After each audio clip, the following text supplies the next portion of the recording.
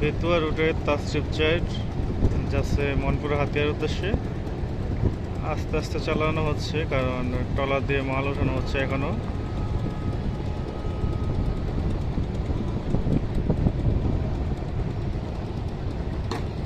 দেখতে পাচ্ছেন ট্রলার দিয়ে মাল ওঠানো হচ্ছে।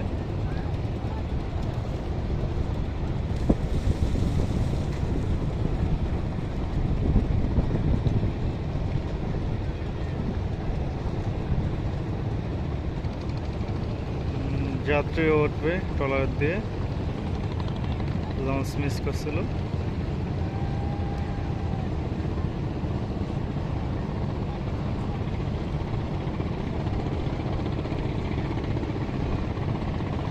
তো মালামাল ওঠানো হয়ে গেছে, যাত্রী উঠলে টান দেবে তাসরিফ চাইড লঞ্চটি। যাওয়ার কথা মুন্সিগঞ্জ ঘাট ধরবে, তারপরে কালীগঞ্জ ইলিশা ঘাট ধরবে। যাত্রী ওঠানো হয়ে গেছে, এখন হাতিয়ার উদ্দেশ্যে ছুটে যাবে। আরও দুটা ট্রলার আসলো।